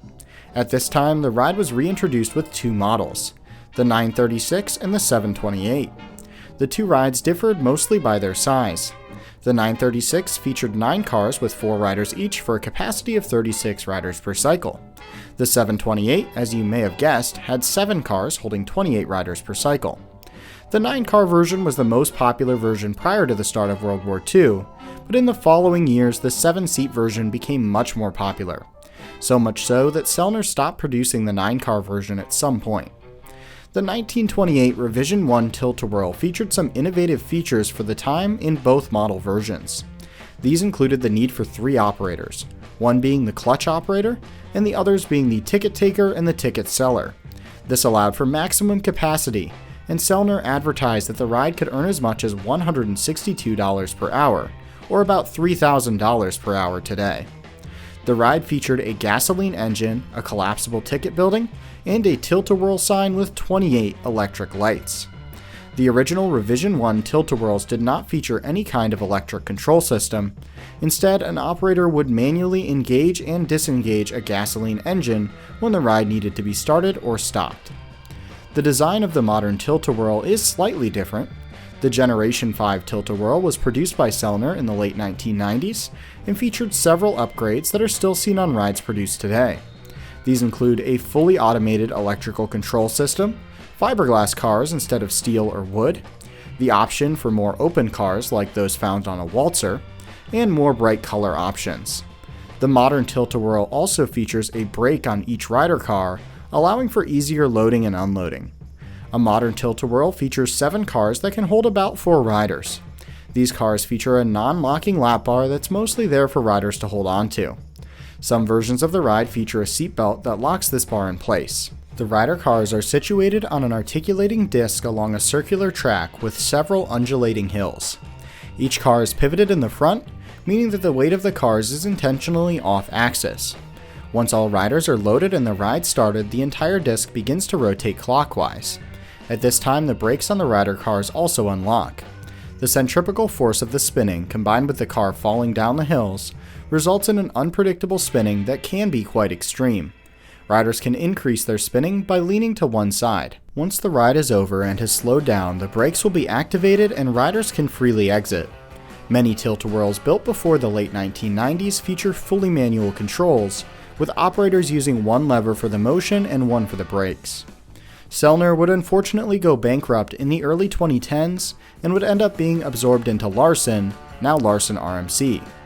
Larson has made a few modifications, such as giving the ride a locking lap bar and reducing the maximum number of riders from 4 to 3, though they have made some positive changes like slightly shrinking the ride's footprint and giving it the option for fully customizable and themable ride cars. Of course, no discussion of a tilt-a-whirl can be complete without at least mentioning the waltzer. The waltzer was introduced in 1920 in the UK, a full 6 years before the tilt-a-whirl. However, the two rides were thought up completely independently, with no contact between them. The design was simply so good that it was invented twice on different sides of the world. The waltzer has already received its own video, and I recommend watching that if you'd like to learn more. The two rides have existed on different continents for the last 100 years and have taken several design ideas from each other. For example, the modern tilt-a-whirl car offered by Larson is very similar to those found on most waltzers. There are a few differences between the two rides though. The waltzer is generally more seen as an experience than as a ride, and often features a dedicated operator on the ride's platform to spin rider cars, along with music and flashing lights, whereas the tilt-a-whirl is seen more as a standalone ride and usually features slightly steeper hills than some waltzers. All in all, over 1,000 tilt-a-whirls have been built, and some are still being built today. Many examples from the tilt-a-whirl golden age between the 1940s and 70s still operate, with many of them still traveling. According to some sources, the American showman Tom Evans travels with a modified 1927 tilt-a-whirl, though I've not been able to verify this. If this is true, it is one of the oldest traveling rides to still travel, especially in the US. The tilt-a-whirl has aged remarkably well, as around 600 examples are still in operation today. The ride remains very practical and popular. Tilt-a-whirls can travel on just one trailer, and used ones can be picked up for under $30,000. This makes them a great option for small showmen even today. In contrast, brand new Larson models cost around $300,000. If you have a local tilt-a-whirl, be sure to give it a ride this summer and show it some appreciation. Few rides are as classic as the bumper cars. The modern rides we know today can trace their roots to the early 1900s. At the time, a new type of ride was sweeping the amusement scene, the witching waves. This ride used an undulating metal floor to propel rider cars along waves around the ride track. Riders could control their car and crash into other riders. The ride has been covered in its own episode in the past if you'd like to learn more about it. One of the most well-known installations of the witching waves was at a park in Coney Island, New York. This early idea for a ride where riders could control their own ride and crash into others was crude. The cars would often get stuck and featured no bumpers, so crashes could injure riders and damage cars. Again, I've made a whole video on this ride type. In the early 1920s, a father and son would iterate on the design of this Witching Waves ride with a new electrified design. Max and Harold Storer filed a patent for a new ride that they would call the Dodgem on December 7, 1920. They would shortly after form a new company, the Dodgem Corporation, to create this ride. Their first ride would be sold to a seaside amusement park near Salisbury Beach, Massachusetts. This ride featured cars similar to what was found on the Witching Waves. However, unlike the Witching Waves, this ride featured an electric motor built into the cars that drove a single tire underneath the front of the car. This motor was powered by an electrified grid placed on the ceiling of the ride. On each car, a pole with a bare electrical contact extended up to the ceiling, along with a contactor on the bare metal floor. This gave each car power for the ride cycle and would allow for the operator to stop the whole ride by removing power. This design also placed all dangerous bare electrical contacts well above and below the riders. This design has endured into the modern era and is an iconic element of these rides. The ride was intended for you to dodge other riders rather than to intentionally bump them.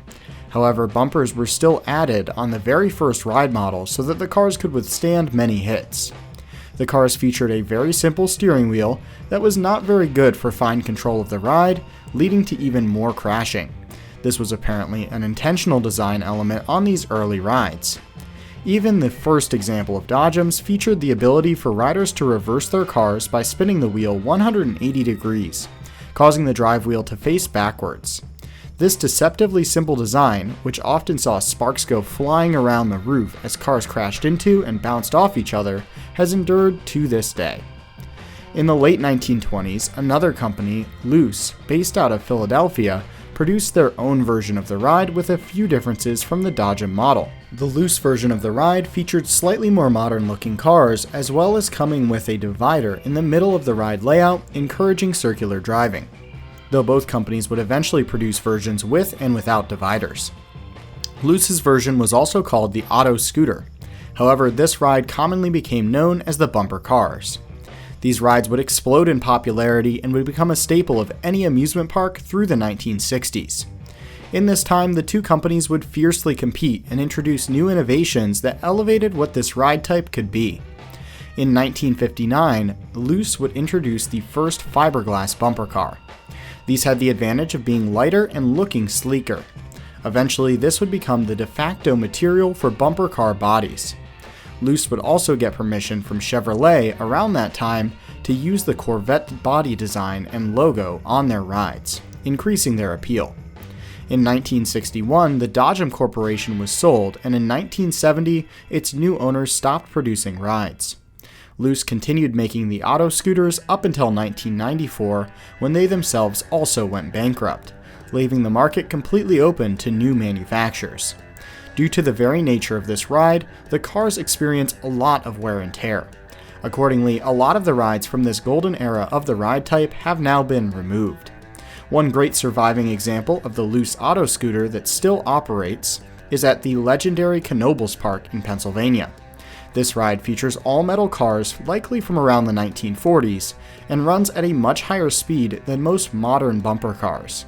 The ride has a great classic feel and is quite thrilling even today.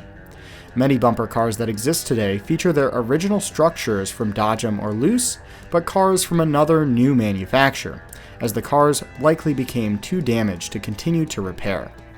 This problem and the lack of the ride's original manufacturers has led to many other ride manufacturers creating their own take on the ride, many of which are still in production today.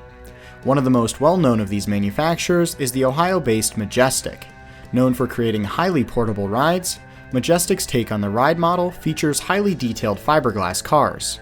These can be placed on existing rides from other manufacturers, or Majestic can provide their own ride building. They offer a highly portable design that can allow for a large bumper car ride to be transported on just one trailer. This has made this version of the ride highly popular with traveling shows. In fact, in the US, this is by far the most popular version of the traveling bumper car. Many other manufacturers such as Fabry, Bazarton, and Reverchon have also produced their own version of the bumper car.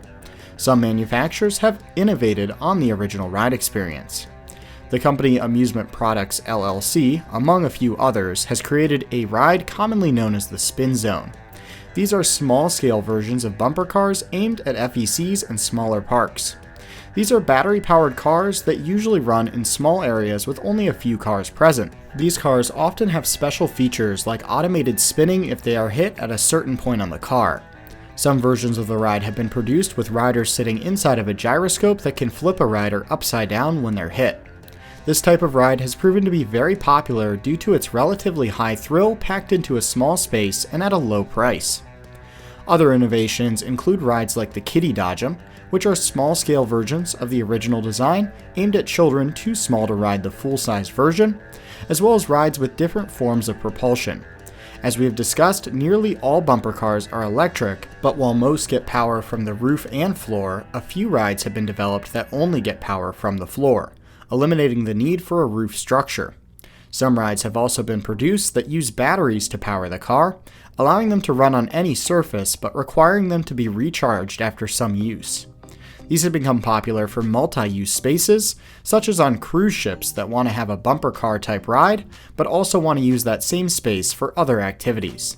Bumper cars, dodgems, or auto scooters remain an amusement park classic that is sure to delight riders of all demographics for many years to come. The story of the TopScan begins in 1995 with a ride known as the Inferno. Produced by Dutch manufacturer Mondial, the Inferno features a rotating arm with two large gondolas at each end, capable of flipping in both directions. These gondolas face each other and can accommodate up to 19 riders each, allowing for a total capacity of 38 riders per cycle. At its peak, the Inferno reaches a height of 22 meters or approximately 70 feet.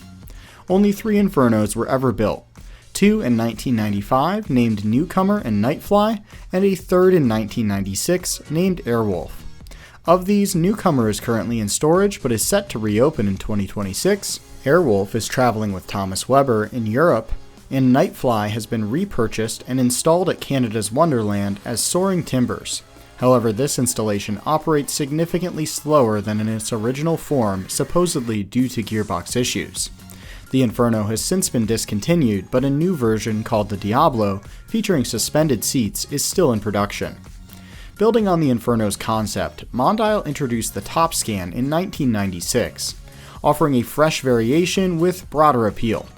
The TopScan consists of a main rotating arm attached to 6 independently spinning gondolas, each seating 5 riders, giving it a total capacity of 30 riders per cycle.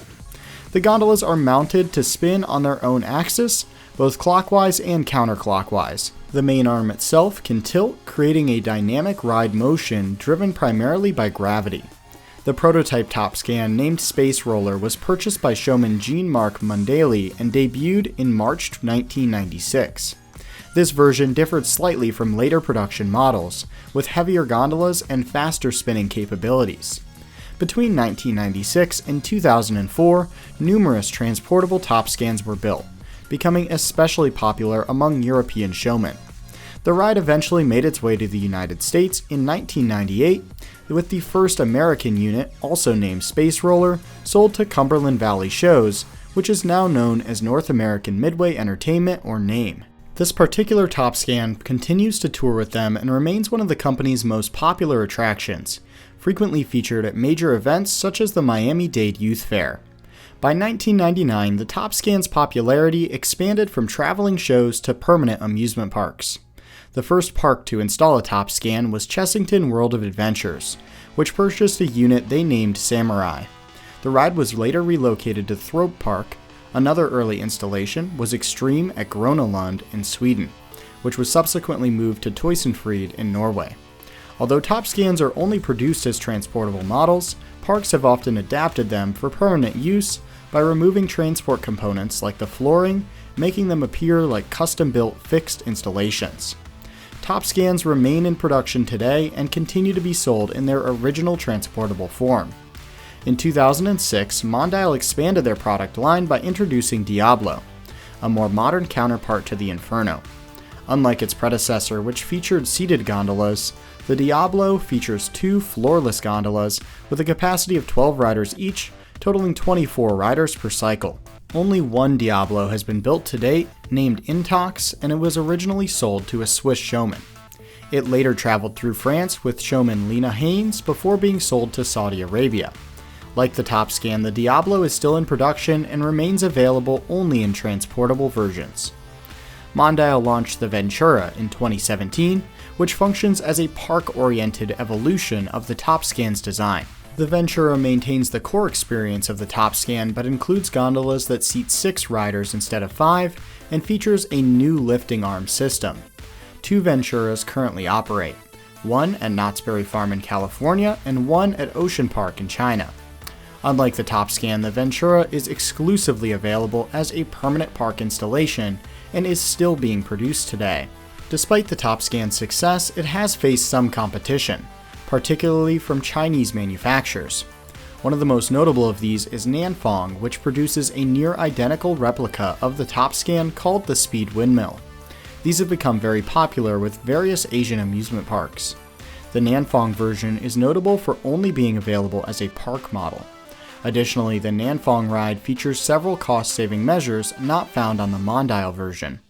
These include a simpler but more cumbersome lifting system and simpler restraints with locking pins on the restraint set itself. Other similar attractions are the KMG X Drive, which differs by having two 4-seat gondolas at each end of the main arm, giving it a 16-person capacity. Additionally, the entire ride fits onto one single trailer for transport. The prototype X Drive debuted in 2019 at a fair in the Netherlands before being sold to a Dutch showman. A second unit, named Rock and Roll, was built for German showman Dynabour and opened in June of 2020. In 2023, North American Midway Entertainment purchased an X Drive that now travels in the US. Other variations include a hybrid ride developed by an unidentified Chinese manufacturer, combining the lifting system of the Topscan with gondolas similar to those of the Technical Park Pegasus 30. Additionally, Dutch showman Vanderbeek built a Topscan-inspired attraction in-house in 1998 that they named Sound Machine. To avoid copyright conflicts with Mondial, this version featured 5 gondolas that each seated 6 riders, compared to the standard 6 5-person gondolas found on the Topscan. Vanderbeek has also constructed other in-house rides, such as custom Star Flyers. Another similar ride is the Zero Star Shape. This ride rotates a full 180 degrees and is much less popular than the Topscan. We have already produced a full Flat Ride Friday episode on this ride that can be viewed if you'd like to learn more. In the summer of 2005, a rider was ejected from a Topscan at Adventureland Park in New York. The investigation found that the shoulder harness failed during the ride cycle. The Topscan passed all safety inspections and operated following Mondial's guidelines. However, investigators found that a particular harness had issues in the past, and the park did not properly inspect or maintain it. Adventureland sold the ride to a traveling showman in Germany in 2006. No other significant issues have happened on any Topscans since. Despite the competition, the Topscan remains one of the most visually impressive and dynamic flat rides ever produced. The ride is known for its out-of-control motion where riders are seemingly thrown around the ride area. Its unique combination of spinning, tilting, and flipping delivers an intense but enjoyable ride, and the ride remains popular to this day. So desirable that old traveling models have been able to find homes at amusement parks. One example is Electrospin, a Topscan at Carowinds which originated as a European traveling model before being acquired by Cedar Fair, along with several other retired and aging traveling flat rides. The ride was refurbished, and while it runs a little slower than it did on the fair, it still provides a great ride experience that is hard to find elsewhere in the area. In 2020, Zamperla teased a new drop tower concept that would be unlike any concept before it, combining a drop tower with a water ride. The concept showed a ride that could be fully customized by its owner to offer theming along with the option of soaking riders or soaking onlookers, or both, with this being adjustable cycle to cycle. The concept got a lot of attention, and so in late 2021, the first prototype Big Wave Z was created. The ride stands at 21 meters or 68 feet tall and features 20 seats with over-the-shoulder restraints. As a pure drop tower, the Big Wave Z is not all that impressive. There are larger and even higher capacity towers. However, underneath riders' seats sits a large adjustable plow. This is designed to interact with a deep pool of water underneath the loading station. This pool is refilled between ride cycles with pumps. Once the ride cycle starts, the rider vehicle and plow raise out of the pool and it fills the remaining amount with water. The ride will then go through a varied cycle of fake-out drops and real drops. The plow on the rider vehicle can be adjusted as so it will either soak riders or soak those on the ground around the ride, leading to a varied experience that can be adjusted based on things like weather conditions. Zamperla also offers the ride with an optional screen at the top of the ride to be used for theming, much like something you may see on a ride like Tower of Terror. This screen can also be used for a game-like setup where riders control if the ride soaks them or soaks onlookers by doing things such as raising their arms. However, as of this video's creation in April of 2025, no rides have been sold with this configuration. The ride can achieve an hourly capacity of 480 riders. It can accommodate riders as small as 105 centimeters or 42 inches tall with an adult, and riders as short as 120 centimeters or 48 inches when riding alone. This makes it a great family option. The ride came at a time when we had seen a lack of new water rides, mostly due to the uncontrollable and inherently unsafe aspects of most older water ride designs. This ride forgoes those problems by making the water a feature on the ride, rather than the water being the entire point of the ride. In 2022, the Big Wave Z won an IAAPA Brass Ring Award for the Best New Family Ride Innovation. So far, 2 Big Wave Zs have been built, with the first being the original prototype, named Neptunia, located at Jeddah City Walk in Saudi Arabia. This ride has been a big hit, as the ride is extremely good looking on social media. Accordingly, it gets a lot of attention, much like dive coasters generally do. The ride's success has caused another Big Wave Z to be sold, also to the Middle East, though it's not clear at this time where the ride's going and when it will open. The Big Wave Z features a few more notable innovations that make it stand out from other rides. This includes a specifically designed splash guard that can be added to the queue line to prevent riders from getting wet, but still allowing them to see the wave of water. It also features a new sensing system on the interactive models that allows it to detect if riders are playing along with the game displayed by raising their arms or doing other simple tasks. It also features an already mentioned adjustable splash guard at the top of the plow that causes riders to either get soaked or splash onlookers. Finally, the ride's webpage, for some reason, features AR, so you can put the Big Wave Z in your bedroom if you would like, for some reason. Alright, so in case you're interested in a Zamperla Big Wave Z, on the website here, they have a 3D model, which is nice, but if you want to see how it fits into a space, you can press this little AR button, go to the QR code, and now we are going to see a Big Wave Z in my bedroom. Yep, that right there, Big Wave Z. I'm sure it's perfectly to scale, beautiful 3D model, just, right here. This is exactly realistic. This has sold me. I'm going to buy one of these for my bedroom. Thank you, Zamperla. With all that being said, the Big Wave Z is genuinely a very interesting ride concept that may just end up being the next big water ride. Zamperla set out with the goal of combining the classic shoot-the-chute with a drop tower, and I think they may have a big winner here. The booster ride type has been a popular and successful ride model for many different ride manufacturers.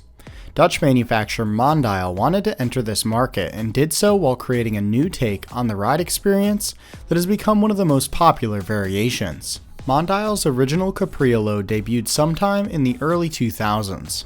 This ride took the standard booster and made a few modifications.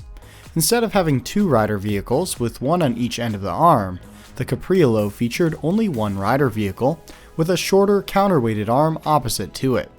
The vehicle itself features 8 seats, and like most boosters, it can freely tilt.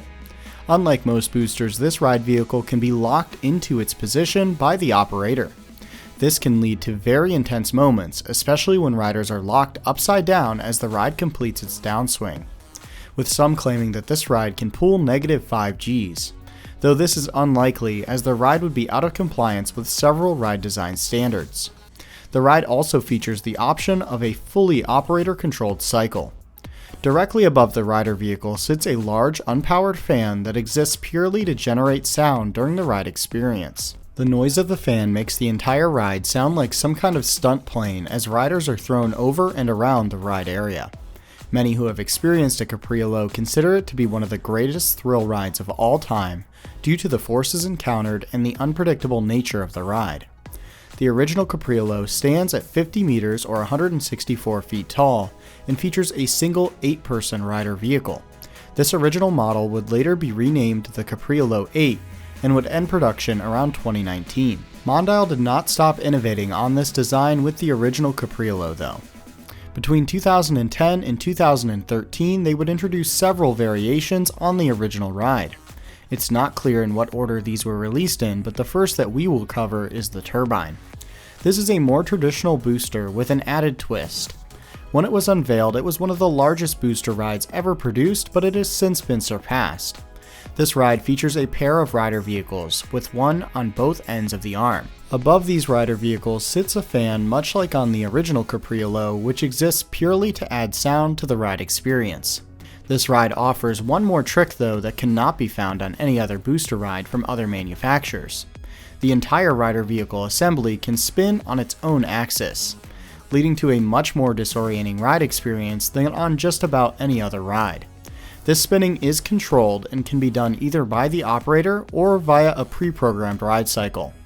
The ride stands at 62 meters or 203 feet tall, and both rider vehicles feature 5 across seats placed back to back for a capacity of 20 riders per cycle, which is quite high for this ride type. The next variation is the Capriolo 10P, originally called just the Capriolo 10. Contrary to what you may think given its name, the ride is actually the same height as the original ride model.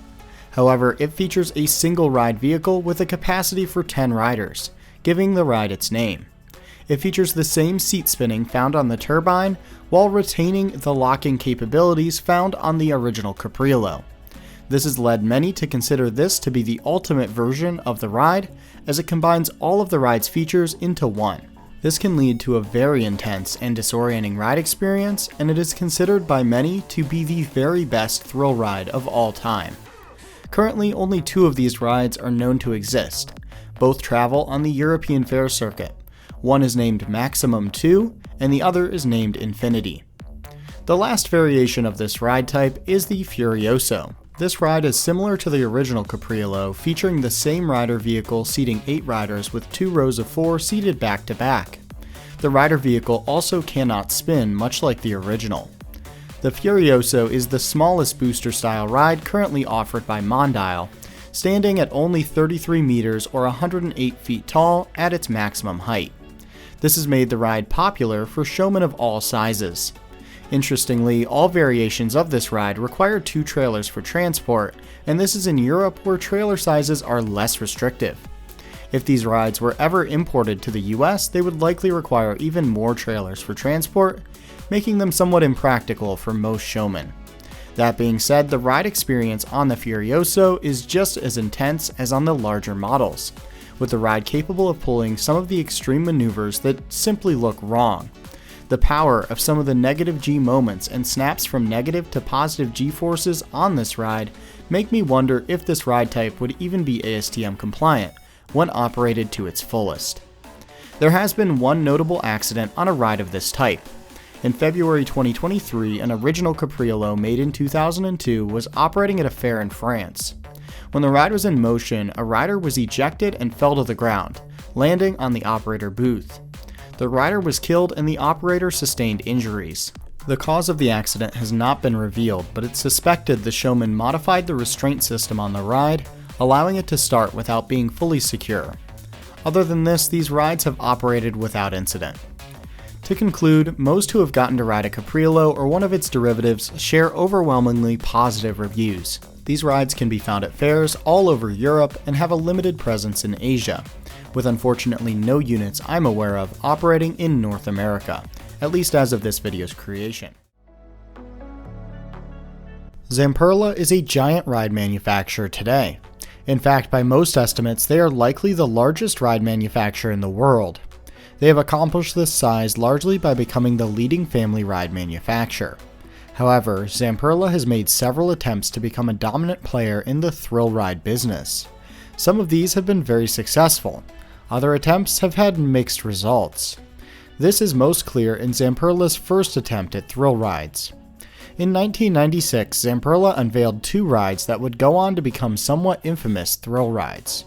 The first was the Rotoshake, which we have covered in a separate video, and the other was the Mixer. The Mixer was designed with a portable first design, aiming itself at traveling fairs. By most reports, the ride could be transported on just 2 trailers. The ride can be thought of kind of like a combination of Zamperla's modern Nebula Z and an Enterprise, but with added thrill. The ride consisted of a central tower that was mounted to a lifting arm. This arm could lift up to about 45 degrees when at max height. The central tower featured 2 motors that could spin the tower in either direction. Attached to the tower was a pair of counterweighted arms, with one end of the arm featuring a rider car and the other end featuring a counterweight. This design allowed for vehicle flipping, with the flipping of the arm powered by electric motors inside of the central tower.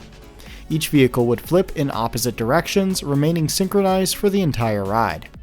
This design allows for fast and highly controlled movements of the rider vehicles. Each rider vehicle featured 3 rows of 4 seats, leading to a fairly high capacity of 24 riders per cycle.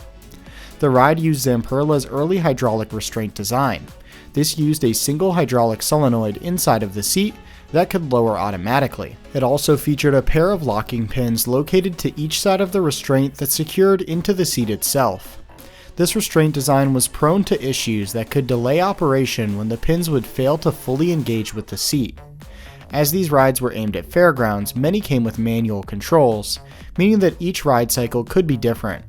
However, a typical cycle on a mixer would consist of the ride starting with the central tower spinning and the vehicle starting to rock. As the ride progressed, this rocking would get more aggressive. The ride did not need to build up momentum to invert riders due to the counterweights, but many cycles did this anyway.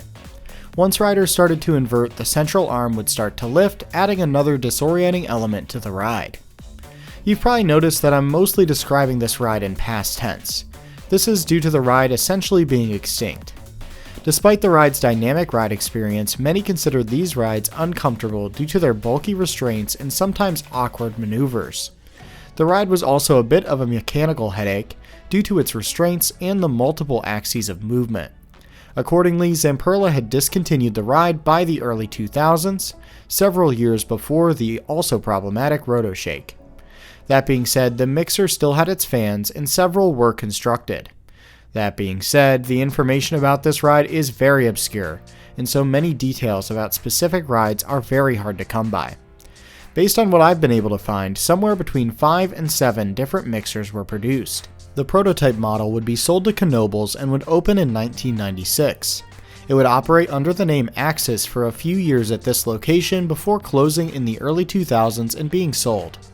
It's not exactly clear where it went next, but it appears the ride ended up eventually going to VGP Universal Kingdom, where it may possibly still be in operation in India, though this may actually be a Frankenstein ride, made of parts from the Knoebels attraction and another traveling mixer made later, but this is not exactly clear. Another installation was at Adventureland Park in Iowa, opening in 1997, with this installation simply being named Mixer. The ride would close in 2005 and would end up being abandoned at Pattaya Funny Park in Thailand, where it still sits today.